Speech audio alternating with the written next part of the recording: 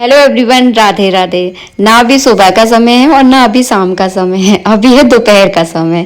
तो बस हम दोनों जा रहे हैं अपने गांव, क्योंकि आज जो है ना मैं पितरों की पूजा करनी थी। आषाढ़ का महीना चल रहा है, तो आषाढ़ के महीनों में पितरों की पूजा, कुल देवी की पूजा, भगवान विष्णु की पूजा बहुत ज़्यादा की जाती है।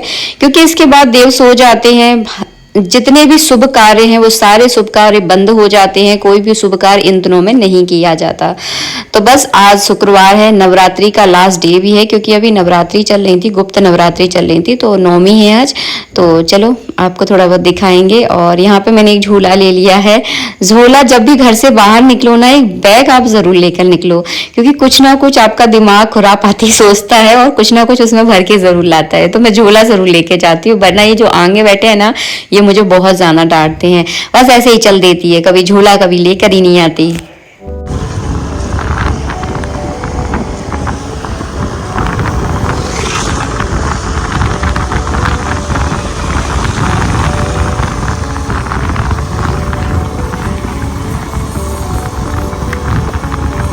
जब हम घर से निकले तो मौसम लग तो रहा था कि पानी बरसेगा, पर इतना बरसेगा ये मैंने कभी नहीं सोचा था।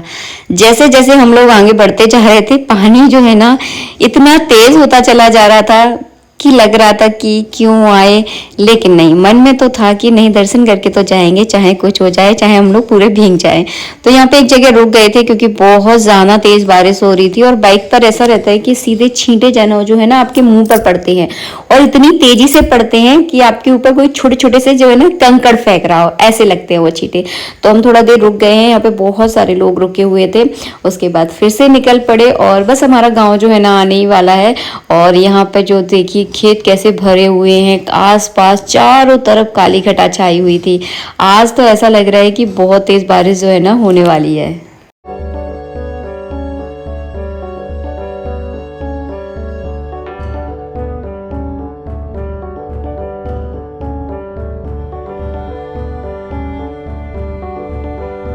गांव आने वाला था, तो रास्ता इतना ज़्यादा खराब था कि मैंने इनको बोला कि आप मुझे नीचे उतार दो, क्योंकि मुझे लगता है बहुत ज़्यादा डर।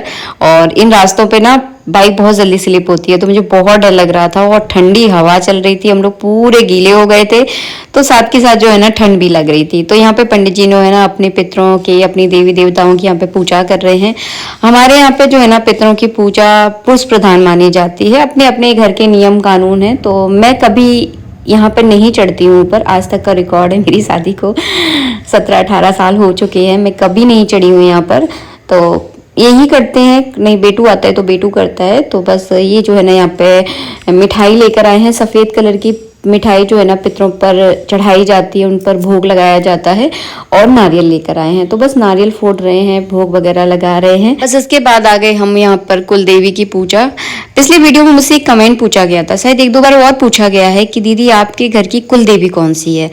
तो मैं आपको एक सीधा सा आंसर देती हूँ। जिस गांव से आप बिलोंग करते हो, जहां से आप बिलोंग करते हो, जहां के आप रहने वाले हो, उस जगह पर जिस देवी की पूजा की जाती है वही आपके घर की कुल देवी होती है। तो हमारे जो ये गांव में जो है ना इन्हीं देवी की यहाँ पे पूजा की जाती है। यहाँ का बहुत प्राचीन मंदिर है, और बहुत ज़्यादा जानकारी तो देखिए मुझे भी नहीं है, तो मैं ज़्यादा आपको कुछ बता नहीं पाऊंगी।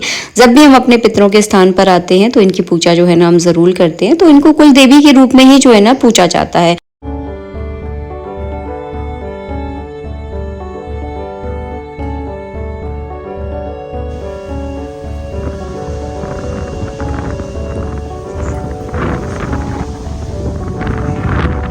पंडित जी अभी एक दो जगह नारियल फोड़ने और गए हैं, लेकिन मैं वहां पर नहीं गई, क्योंकि वहां बहुत तेज बारिश हो रही है, बहुत ज़्यादा, मतलब रास्ता बहुत ख़राब था। तो उन्होंने बोला कि तुम आगे निकल जाओ, क्योंकि रास्ता इतना ज़्यादा ख़राब है कि यहाँ से बाइक से आप नहीं निकल सकते। जो लोग रोज़ आते हैं वो तो निकल जाएंगे, बट हम नहीं निकाल पाएंगे।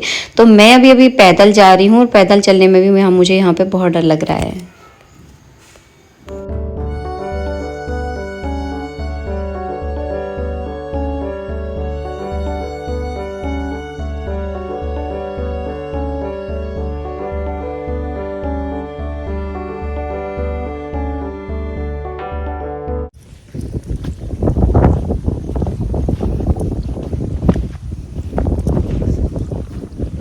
इतनी तेज हवा चल रही है कि मेरा ये वाला पूरा सिर जो है ना दर्द कर रहा है इस साइड वाला, क्योंकि बहुत तेज़ आवाज़ जो है ना इधर से आ रही है ना, तो बहुत तेज़ दर्द हो रहा है।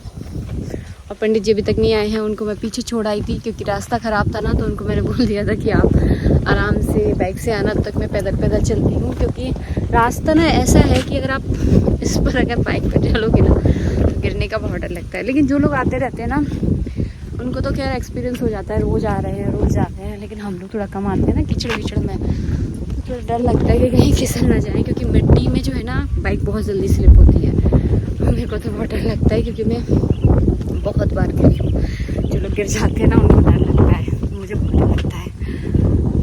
बस अब रोड के किनारे आने वाली हूँ। अब तो कीचड़ वाला रास्ता जो है ना बहुत हद तक एकदम ख़त्म हो गया है। लेकिन मौसम भाई साहब बहुत अच्छा है, मज़ा आ गया सच में इस मौसम में। यहाँ कुछ बैठने के लिए नहीं है, मैं सोच रही थी थोड़ा बैठ जाऊँ। मेरे स्टेप भी काफ़ी हद तक हो चुके हैं क्योंकि मैं बहुत टाइम से पैदल चल रही हूँ। साड़ी में ही होता है, थोड़ा सा दिक्कत होती है चलने में, और गीली हो गई है तो चिपक रही है पैरों से, तो चलने में ना बड़ी दिक्कत सी होती है। अब मैं बस पंडित जी का वेट कर रही हूँ कि वो जल्दी से आ जाए ताकि समय पर अपने घर पहुँच जाए। और 5 बज गए हैं, 8000 स्टेप हो गए हैं। मैसेज आ गया मेरे पास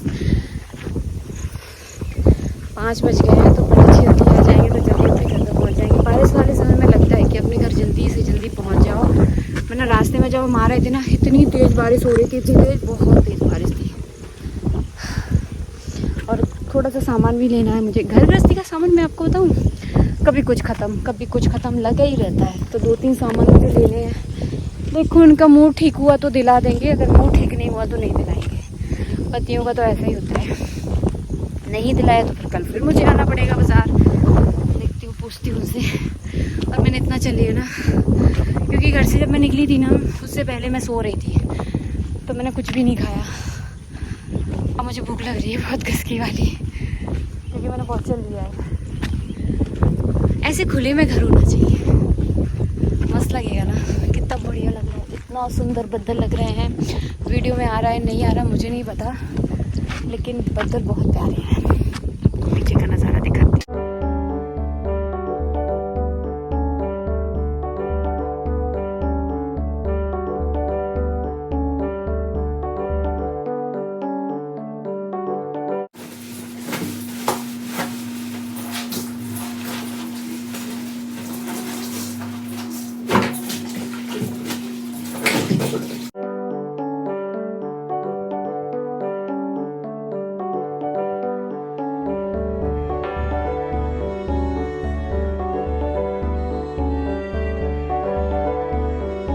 बज गए थे हमें 7 और फटाफट हम लोगों ने नहाया। कपड़े तो हमारे ऐसे मिट्टी मिट्टी हो गए थे कि सारे कपड़े मैंने साथ के साथ धोने भी लगा दिए। कुछ सुबह के भी रखे हुए थे तो मैंने कपड़े धोने लगाए क्योंकि ड्रायर खराब है, आपको मैं बता चुकी हूँ 1-2 बार।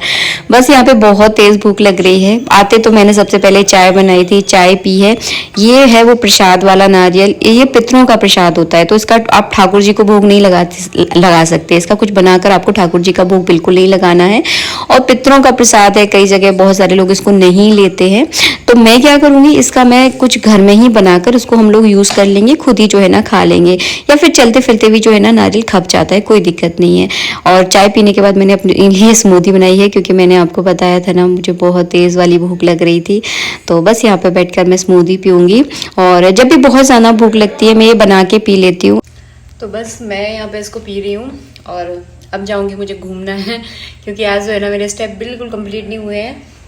रुको मैं आपको दिखाती हूँ, मुझे ऐसा लगता है 10 बजने वाले हैं। चल हो जा भाई, 1 मिनट, को दिख नहीं रहे होंगे शायद।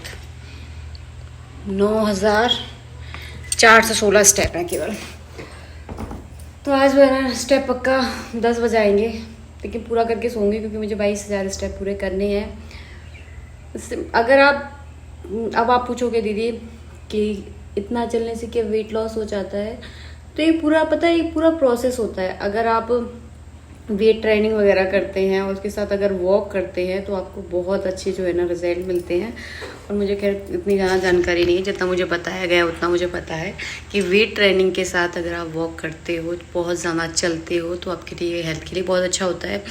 और बहुत अच्छे रिजल्ट जो है ना आपको मिलते हैं, लेकिन स्लो स्लो मिलते हैं। और स्लो स्लो जो वेट लॉस होता है ना वो बहुत अच्छा होता है। आप जो देखते हो ना, मैं भी देखती रहती हूँ यूट्यूब पर, इंस्टाग्राम पर, 15 दिन में 15 किलो वेट कम। तो ये सारी चीज़ें मत करना, ये सिर्फ आपके शरीर को ख़राब करती हैं, आपके अंदर बीमारियां पैदा करती हैं। मैंने बहुत किया है इसलिए आपको बता रही हूँ।